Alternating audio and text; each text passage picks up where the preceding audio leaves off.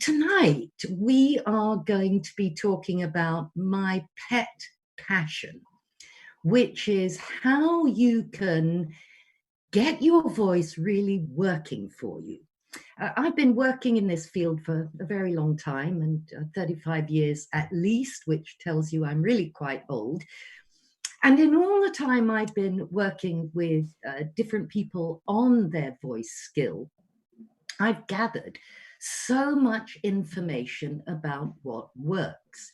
So, the first thing I want to share with you today is that the way I teach voice is not like any other voice trainer that I've ever come across. I have a different perspective.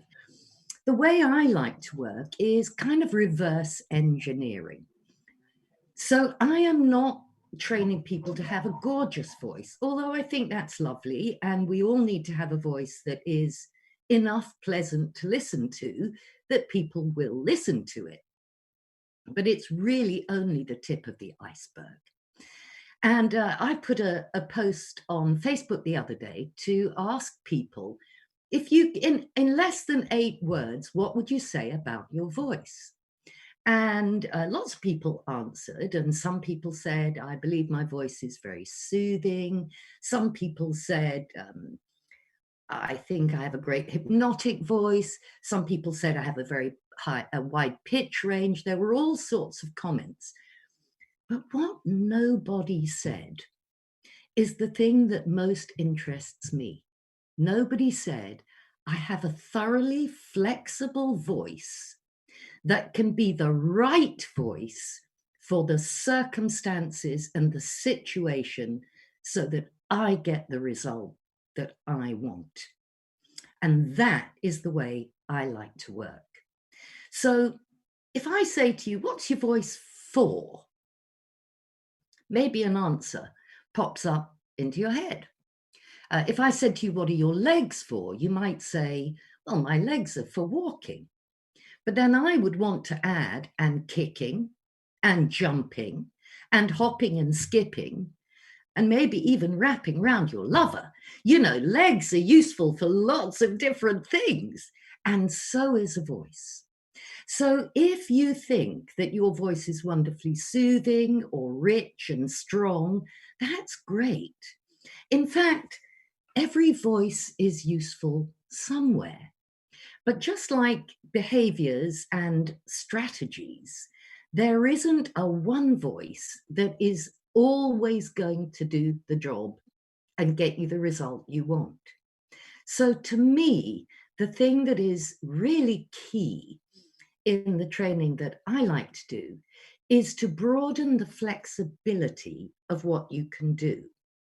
And in order to start thinking about that, I want to ask you a question. Where did your voice come from? What is this thing? How did you get it? Just have a think about that. You were born with a voice. You could do that right at the start. By the time you're born, you can already tell the difference between your mother's voice and anyone else's voice. Before your eyes can focus, you can distinguish whether a voice is soothing, playful, angry, stressed. Tiny babies respond to voice tones. So you come in from the get-go with some abilities. And then in that space of time between the time that you're born and the time that you learn vocabulary, you begin to hone your listening.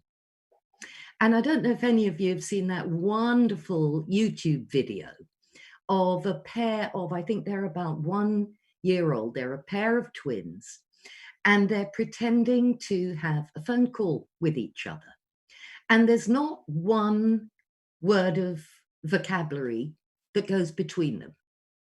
But the tones and tunes are beautiful. And in fact, what you can tell from the tones and tunes is how their parents talk on the phone, because that's where they picked it up from. So what happens to us is we start to listen to the tones and tunes, and we start to make sense, emotional sense of what those tones and tunes mean. And then we learn words. And as we learn words, we start to pay conscious attention to the words themselves. But the responses to the tones and tunes doesn't go away. It stays, and it's unconscious. Now, most people, for example, when you're giving a presentation and you stand up in front of a group or appear on a Zoom call, if you ask them about their impression of you, they might be able to tell you a bit about the sort of clothes you were wearing. So if I was wearing a raggedy t-shirt and I looked like I was, just hair all over the place, just come back from a dog walk, maybe a bit bedraggled, you might notice that you notice that. But with a voice, people don't really notice that much. And what's so cool about that is because it's unconscious, it is super powerful.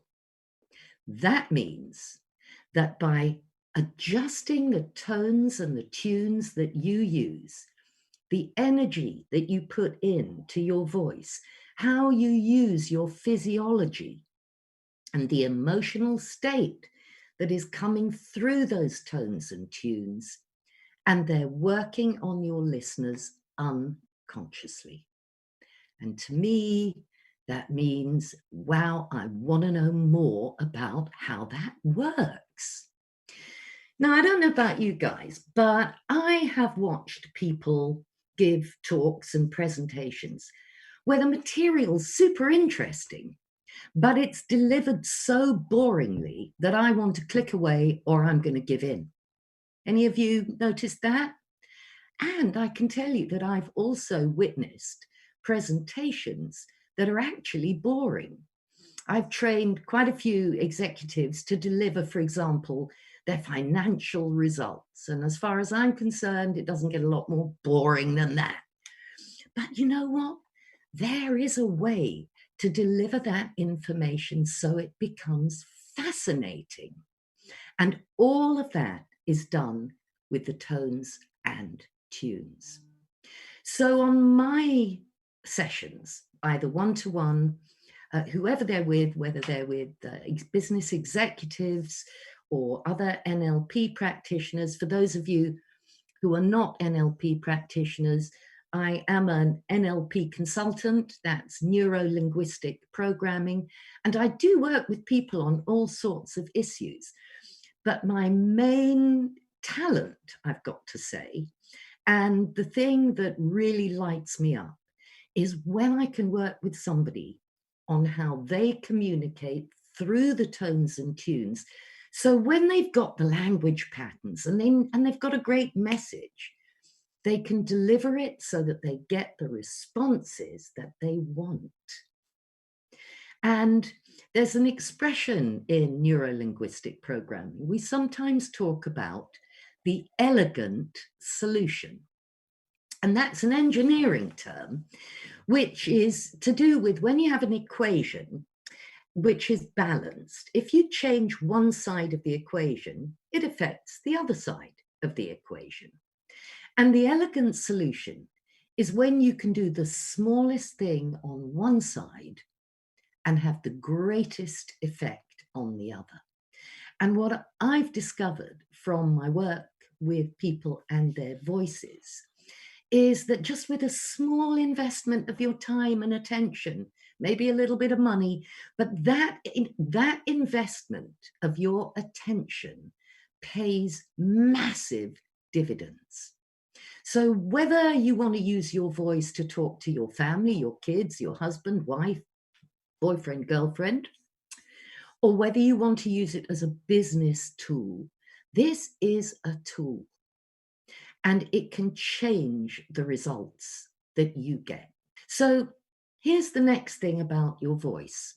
It's unique, first of all. It's as unique as your fingerprints. It's as unique as your retina. Everybody has their own voice, and it is a combination of the way you're built physically and how you're feeling. That's what's coming through your voice. Because, as I frequently tell my lovely father, it's not all about just vomiting out what's inside you, it's about it landing in the other person the way you mean it to land. Because if you're saying something and they're hearing something else, you may as well have said something else. But for those people who do listen, what I want is to do something to you by speaking to you. It's my gift to you. And you know what? When you get a gift, do you want something that hasn't been thought about, isn't wrapped nicely, and is just thrown at you?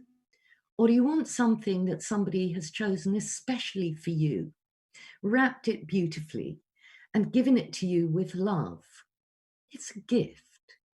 And the energy that you spend in talking is your gift.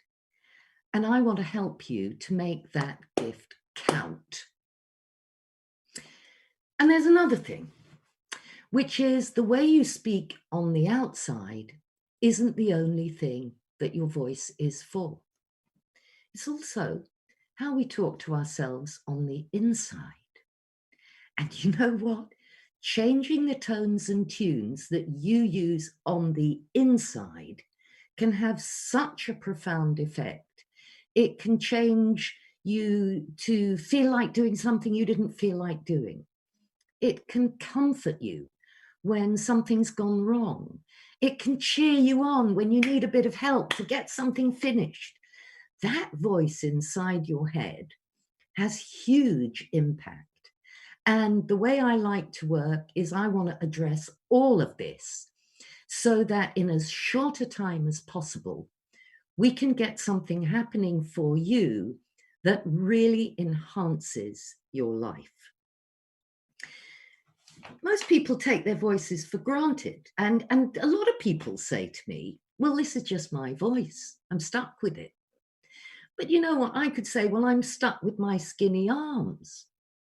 But you know what? If I really didn't like my skinny arms, I could get down to the gym and lift some weights. And eventually my skinny arms would get some muscle on them. This is part of your body. And you can train it the same as you can teach any part of your body to operate more the way you want it to. So whatever your voice is like now, there's going to be some things that you can do which will optimize how you communicate so that whatever it is you're saying, you can get better results. And that is the focus of my work. I think it is applicable to absolutely anybody.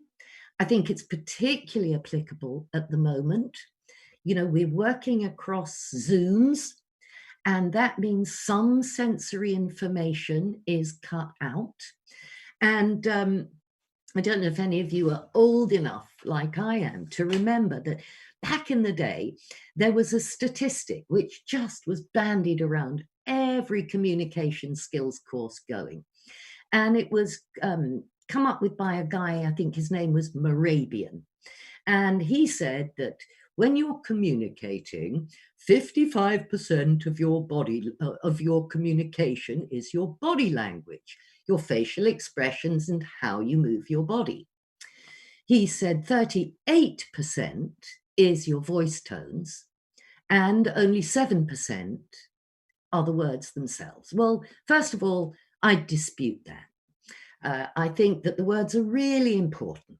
Second of all, I particularly dispute it when you're on the telephone and when somebody's listening to a poddy. Because if you're listening to a podcast, that 55% is gone for starters. We are all communicating so differently these days, and we need to be up to speed. So whether it's to talk to your family or to run your business or to see clients, a little bit of time spent working on your voice will pay dividends. And it will also help you on the inside, and it will help you with every aspect of your life for just a little bit of time. There are only two things that can really go wrong with a voice. One is that you haven't calibrated what it's like on the outside, because you can't hear your voice on the inside the same as somebody can hear it on the outside. So, one of the things that people often bring to me is that people are asking them to repeat themselves a lot. But to them, it sounds really loud and clear. On the outside, it doesn't. And you see, my voice is still very clear on the inside of my head right now. I can hear everything I'm saying, but can you really? I don't know. I mean, maybe you can just about. One of the things about not being able to hear somebody well is that after a while we switch off. How long are you going to work really hard to hear what somebody says? So it's really important to get that feedback to find out, can you hear me? Am I speaking clearly? Then there are some people which are in the opposite direction. Now, volume isn't the only thing. There's the speed we speak and how often we pause and, what shapes we make with our mouths, the muscle movements. But the aim of my work is to expand the flexibility of what you can do so that you can speak on purpose. So, you know what then? Let's do a little experiment. And it's a little poem by Longfellow, a little extract. And what you're going to do is read this little poem out 3 times. One time, you're going to make it sound soothing. One time, you're going to make it sound funny. And one time, I want you to make it sound exciting.